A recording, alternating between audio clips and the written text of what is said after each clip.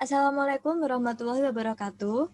Kami dari kelompok 11 akan mempresentasikan materi tentang gerakan dan organisasi Islam modern di Indonesia. Sebelumnya, saya akan memperkenalkan anggota kelompok saya. Yang pertama ada Fariza Eki Putri Ramadita, yang kedua ada Marcel Agnesta, dan yang terakhir saya sendiri, Vina Ayu Fitriani.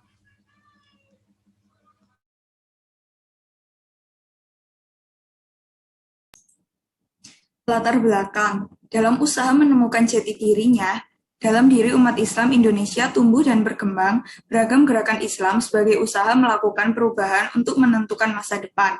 Perbedaan organisasi Islam berubah dari sekedar perbedaan mazhab furu'iyah atau ibadah menjadi perbedaan orientasi politik. Memasuki abad 21, pengaruh globalisasi ikut memberikan warna tersendiri pada dinamika organisasi dan gerakan Indonesia. Organisasi Islam yang telah mapan secara kultural, struktural, maupun institusional yaitu NU dan Muhammadiyah, kini bersanding dan bersaing dengan gerakan Islam transnasional atau organisasi Islam lintas negara seperti Hizbut Tahrir, Salafi, Jamaah Tabligh, dan Ikhwanul Muslimin atau IM. Yang pertama adalah Nahdlatul Ulama. Nahdlatul Ulama lahir dari kalangan pesantren yang gigih melawan kolonialisme saat Indonesia berjuang meraih kemerdekaan. Nahdlatul Ulama ini dibentuk pada tahun 1916. Setelah itu pada tahun 1918 mendirikan Taswirul Afkar atau dikenal juga dengan Nahdlatul Fikri atau kebangkitan pemikiran sebagai wahana pendidikan sosial politik kaum keagamaan dan juga kaum santri. Selanjutnya didirikanlah Nahdlatul Tujar atau gerakan kaum saudagar yang dijadikan basis untuk memperbaiki perekonomian rakyat. Kemudian ajaran dan pemikiran Nahdlatul Ulama. Sejumlah ajaran atau pemikiran Nahdlatul Ulama yang relatif menonjol ada 4. Yang pertama, di samping mengamalkan ajaran yang secara eksplisit tercantum dalam Al-Quran dan hadis, NU juga mengamalkan ibadah yang tidak disebutkan secara eksplisit dalam Al-Quran dan hadis sahih. Mengikuti hasil itihad imam-imam mazhab 4, terutama mazhab Syafi'i dan juga para pengikutnya. Kemudian, di samping menggunakan Al-Quran dan hadis Nabi, NU juga menjadikan pendapat sahabat, tabi'in, dan para ulama sebagai rujukan penting dalam berakidah dan beribadah. Pendapat mereka ini kemudian terkumpul dalam kitab klasik yang diberi nama Kitab Kuning. Kitab Kuning ini menjadi rujukan wajib di pesantren-pesantren tradisional milik Nahdlatul Ulama. Kemudian meyakini adanya berkah yang bisa diambil dari orang-orang salih, baik yang masa hidup maupun sudah meninggal. Kemudian basis masa Nahdlatul Ulama. Menurut Mujani dalam Ashri 2010, populasi pengikut NU di Indonesia berjumlah 40 juta jiwa yang mayoritas berada di Pulau Jawa, Kalimantan, Sulawesi, dan Sumatera dengan beragam profesi yang sebagian besar dari mereka adalah rakyat jelata baik di kota maupun di desa. Kemudian dakwah Nahdlatul Ulama menganut paham Ahlus Sunnah wal Jannah atau pengikut sunnah Rasul dan para sahabatnya atau disingkat dengan Aswaja. Aswaja ini merupakan sebuah pola pikir yang diambil jalan tengah antara ekstrim ahli rasionalis dengan kaum ekstrim nahli tekstualis, yakni tidak hanya berpegang teguh pada dalil Al-Quran dan Sunnah, tetapi juga menggunakan kemampuan akal ditambah dengan realitas empiris. 4 imam mazhab yaitu Hanafi, Malik, Syafi'i, dan Ahmad bin Hanbal, dan dalam bidang tasawuf mengikuti Al-Ghazali dan Junaidi Al-Baghdadi.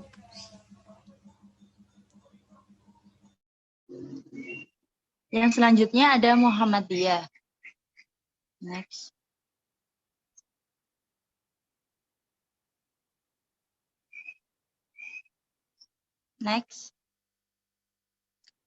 Yang pertama ada latar belakang. Muhammadiyah lahir pada tanggal 18 November 1912 Masehi. Didirikan oleh Kiai Haji Ahmad Dahlan.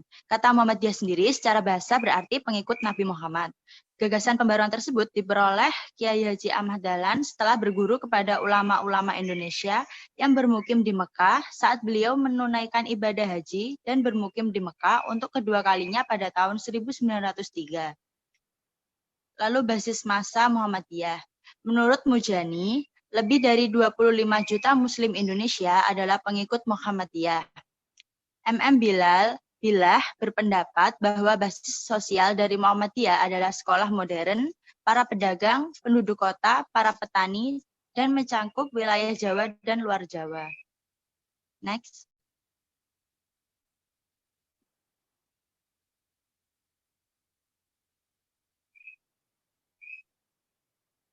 Lalu ada ajaran dan pemikiran Muhammadiyah. Sebagai sebuah organisasi sosial keagamaan, Muhammadiyah memiliki ajaran dan atau pemikiran yang membedakan ia dengan organisasi Islam yang lain. Di antara ajaran Muhammadiyah yang relatif menonjol adalah yang pertama, mengamalkan ibadah hanya secara eksplisit disebutkan dalam Al-Quran dan hadis sahih. Muhammadiyah menghindari pengamalan hadis dhaif dan madlu, terutama yang dicampur dengan tradisi masyarakat lokal. Contohnya peringatan Maulid Nabi. Yang kedua, selain menggunakan Al-Quran dan hadis, mereka mengikuti hasil ijtihad dari ulama yang dipandang sebagai tokoh-tokoh pembaru. Contohnya Ahmad bin Hanbal. Yang ketiga, segala hal baru mengenai ibadah yang tidak pernah dilakukan oleh Rasulullah adalah bid'ah, atau membuat syariat baru yang terlarang dalam agama, seperti mengeraskan bacaan zikir bersama, dan lain-lain. Yang keempat, menggunakan metode hisab atau perhitungan astronomi matematis untuk menentukan awal dan akhir Ramadan. Yang kelima, lebih peduli pada pengembangan pendidikan formal daripada pendidikan non-formal seperti pesantren. Yang keenam, lebih peduli pada program sosial kemasyarakatan daripada pelaksanaan ritual keagamaan yang bersifat kultural. Next.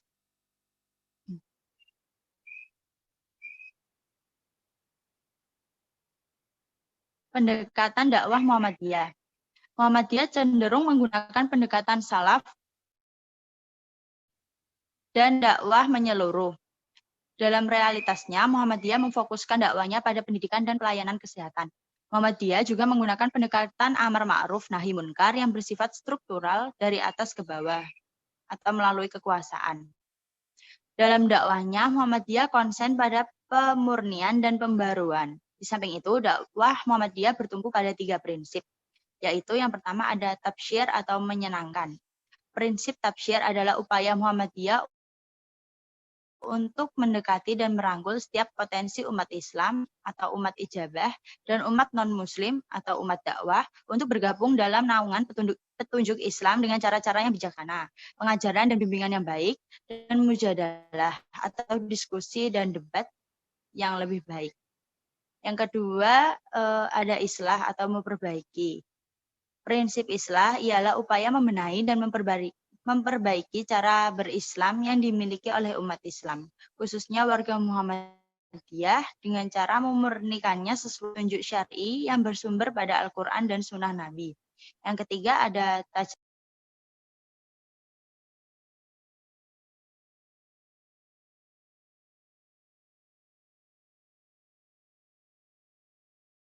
kritik. Meski umat Islam di Indonesia, organisasi dan gerakan ini tidak terlepas dari kritik. Sejumlah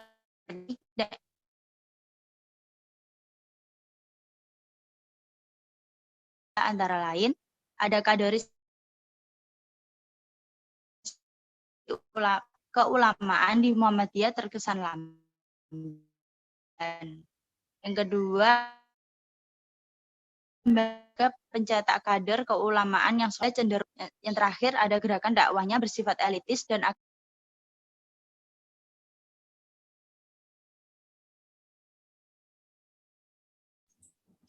yang ketiga yaitu Salafi. Next.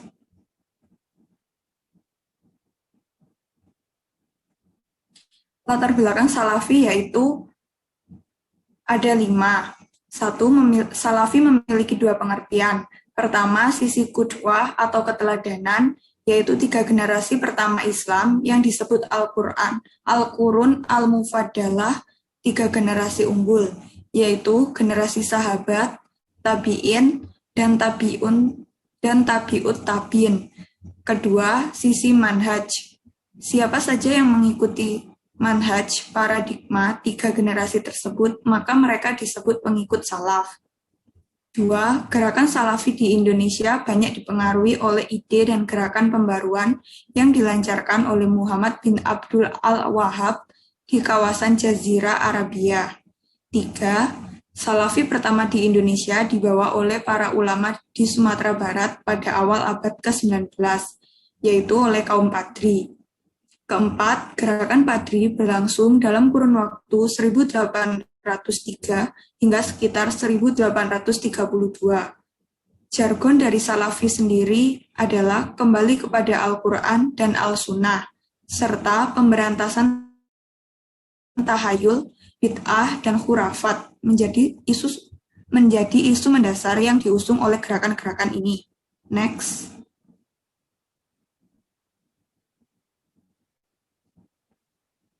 Ajaran dan pemikiran Salafi.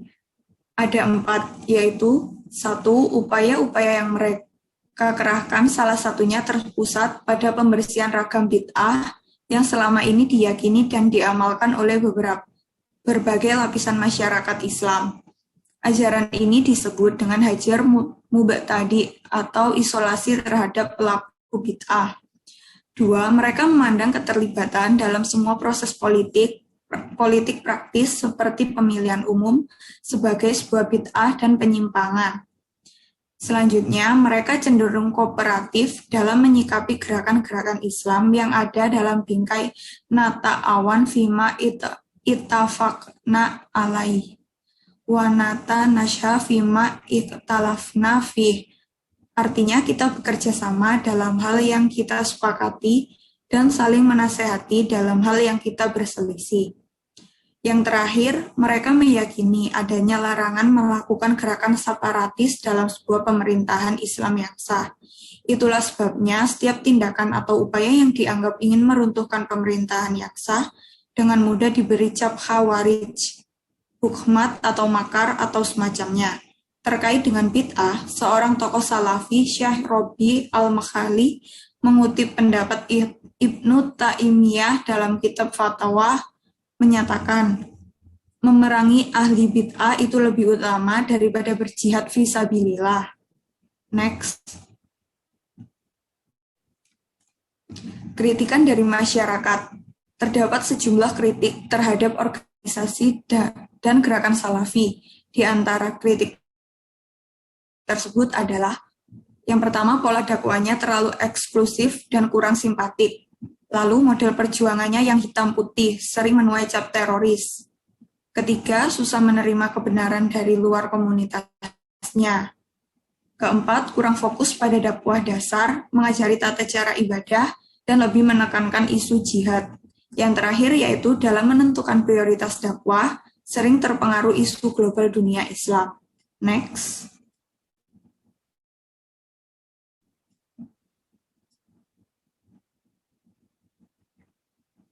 Basis massa Salafi sendiri yaitu masih sangat sedikit bila dibandingkan dengan pengikut NU dan juga Muhammadiyah. Pada umumnya mereka adalah alumni pesantren atau majelis taklim yang diasuh oleh para ustadz tamatan sekolah di Timur Tengah, seperti Saudi Arabia dan juga Yaman, atau tamatan lembaga Timur Tengah yang ada di Indonesia seperti Libya, Lembaga Ilmu Pengetahuan Islam dan Arab. Pendekatan dakwah Salafi bagi penganut Salafi untuk urusan agama tidak ada istilah kompromi. Apa yang dipandang tidak benar menurut dalil Al-Quran dan Sunnah secara tegas ditolak, sedangkan apa yang dianggap benar akan disampaikan walaupun pahit. Pandangan seperti itulah tampaknya yang membawa Salafi ke kancah perdebatan dengan gerakan lain, baik dalam rangka mempertahankan keyakinan keagamaannya, maupun menunjukkan bahwa keyakinan agama yang dianut lawan dalam perdebatan dianggap salah.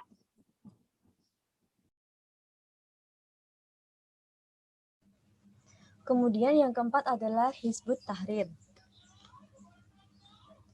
Hizbut Tahrir berdiri pada tahun 1953 di Al-Quds atau Baitul Maqdis, Palestina. Hizbut Tahrir dipelopori oleh Taqiyuddin An-Nabhani, seorang alumni Al-Azhar Mesir, dan pernah menjadi hakim di hakim di Mahkamah Syariah di Palestina.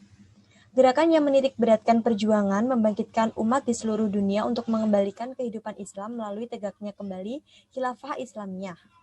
Hizbut Tahrir ini berkembang di seluruh negara Arab di Timur Tengah, termasuk di Afrika seperti Mesir, Libya, Sudan, dan Aljazair.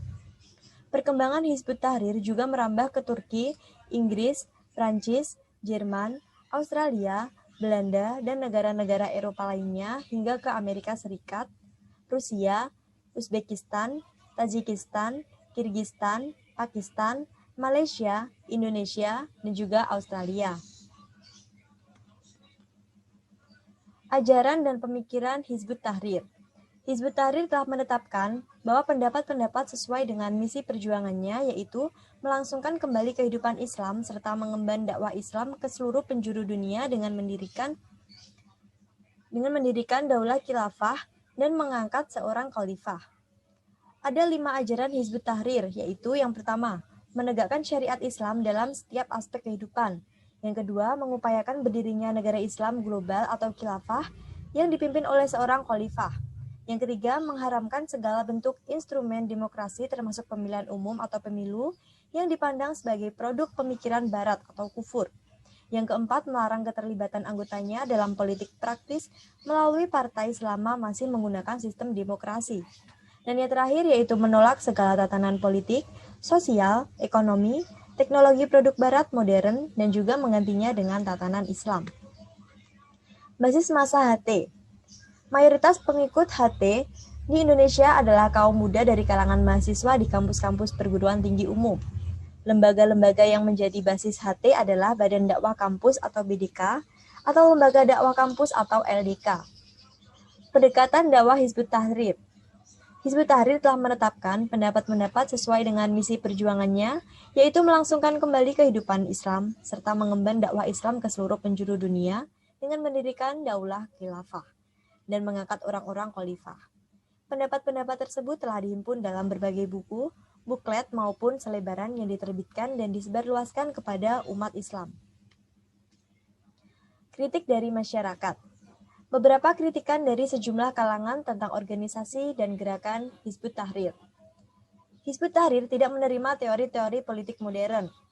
Kemudian, dipandang memahami syariat secara sempit dengan dangkal yang berakibat pada kecanggungan Islam untuk diterapkan di era modern yang multikultural ini. Kemudian belum ada contoh konkret di masa kini tentang penerapan miniatur sistem khilafah di dunia Islam. Hizbut Tahrir dianggap banyak melakukan simplifikasi penanganan persoalan umat dengan jargon khilafah. Dan yang terakhir, Hizbut Tahrir terlalu fokus pada isu penegakan khilafah dan penerapan syariat. Kesimpulannya, keempat organisasi di atas memiliki beberapa perbedaan mendasar yang sulit untuk disatukan. Kebanyakan terkait dengan persoalan furu'iyah atau cabang fikih, sementara persoalan usul, pokok, dan akidah hampir semuanya sama. Yang kedua, dari aspek sosiologis, NU dan Muhammadiyah menjadi Islam mainstream di Indonesia, yaitu diikuti oleh lebih 80 juta penduduk Indonesia. Sering disebut silent majority atau mayoritas yang diam, karena pendekatan dakwahnya lebih soft dan fleksibel. Kemudian, sedangkan HT dan Salafi cenderung reaktif dan demonstratif. Contohnya saat penyerangan Israel atas Palestina, kedua kelompok ini terlibat dalam protes dan demokrasi kepada pemerintah. Namun, jumlah pengikut kedua kelompok ini tidak lebih dari setengah massa NU dan Muhammadiyah. Oleh karena itu, sering disebut louder minority atau minoritas yang lantang. Kami rasa cukup sekian dari kelompok kami. Apabila ada salah kata, mohon dimaafkan. Wassalamualaikum warahmatullahi wabarakatuh.